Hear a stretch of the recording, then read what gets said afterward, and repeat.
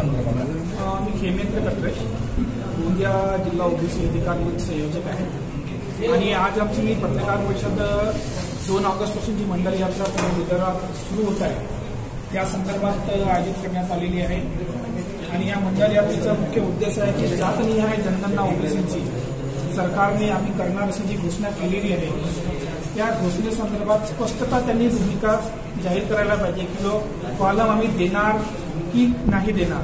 कारण त्यांनी घोषणा केली की आम्ही जनगणना करणार, मागच्या वेळेस पण ते बोलले होते की आम्ही जनगणना करणार, परंतु त्यात कॉलम नव्हता। यावेळेस त्यांनी टाइम टेबल दिलेलं आहे, मात्र अद्याप असं कुठलंही त्या जनगणनेच्या प्रोफाईलमध्ये म्हणजे कॉलम असेल की नाही ही शंका आम्हाला आहे। त्यामुळे केंद्र सरकारने ती शंका दूर करायला पाहिजे ही आमची मुख्य मागणी आहे आणि या संदर्भात आम्ही गावखेड्यामध्ये जाऊन महाविद्यालयामध्ये जाऊन विद्यार्थ्यांना जातनिहाय जनगणनेचे महत्त्व आम्ही पटवून देणार आहोत।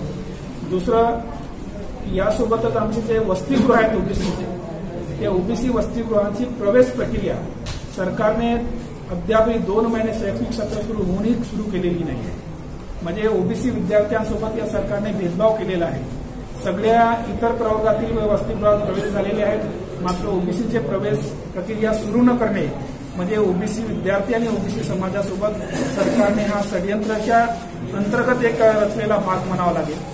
ही प्रवेश प्रक्रिया तातडीने सुरू करावी अशी आमची मुख्य मागणी आहे।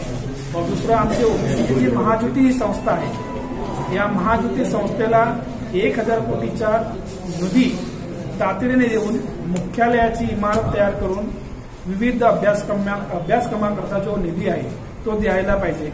कारण की आमचं आर्थिक विकास महामंडळ पण आहे ओबीसीचं, त्याला पण सरकार निधी देत नाही।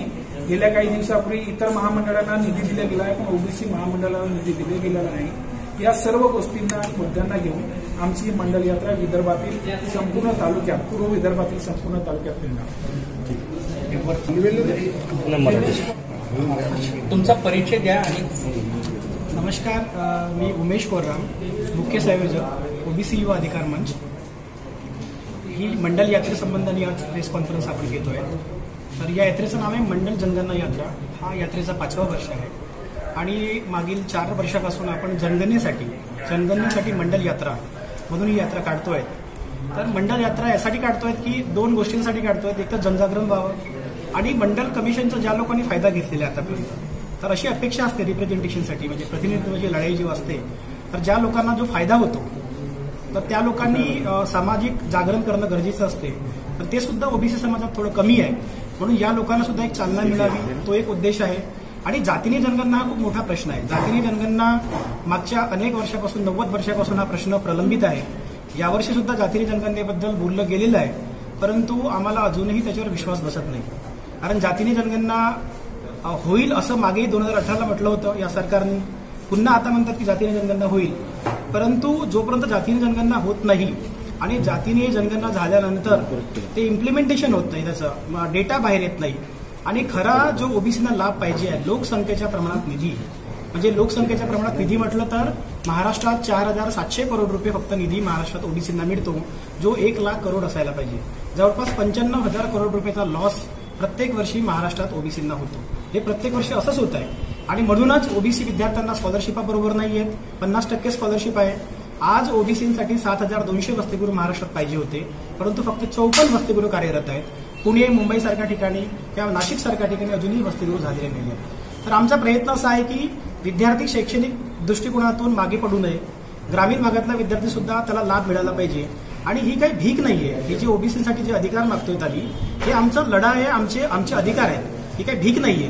तर तो आम्हाला मिळालाच पाहिजे, कारण आम्ही देश चालवणारे लोक आहोत, आम्ही टॅक्स पे पण करतो, पण आमचा या भारताच्या भूमीवर तेवढाच अधिकार आहे जेवढा इतरांचा सुद्धा अधिकार आहे। तर त्यामुळे हा अधिकार आम्हाला मिळाला पाहिजे। आम्ही फार दिवसापासून वंचित आहोत। आमच्या विद्यार्थ्यांना वसतिगृह, महाज्योती योजना असेल किंवा इतरही काही गोष्टी असतील, फॉरेन स्कॉलरशिप असेल, तर अशा गोष्टींसाठी निधी मिळाला पाहिजे। आता काही दिवसापूर्वीच महाज्योतीची संस्था आहे, तिचा 90 करोड रुपये निधी कापला गेला। दुसऱ्या बाजूला यावर्षी 153 करोड रुपये निधी कापला गेला। दुसऱ्या बाजूला सारथी नावाची संस्था आहे, सारथी संस्थेला निधी व्यवस्थित मिळत आहे, सारथी संस्थेची इमारत सुद्धा तयार झालेली आहे, पण महाज्योतीचा बरोबर हा दुजाभाव होत आहे। आणि शासन जरी म्हणत असलं की आमचा डीएनए ओबीसीचा आहे, पण आम्हाला बिलकुल नाममात्र शंका राहिली त्याच्यामध्ये की शासनाचा डीएनए ओबीसीचा नाही। शासन फक्त ओबीसीचा वापर करत आहे आणि इलेक्शनच्या वेळी काहीतरी गिमिक देण्याचा प्रयत्न करते। हे शासनाने दूर केलं पाहिजे आणि शासनाने खरा अधिकार ओबीसीला दिला पाहिजे.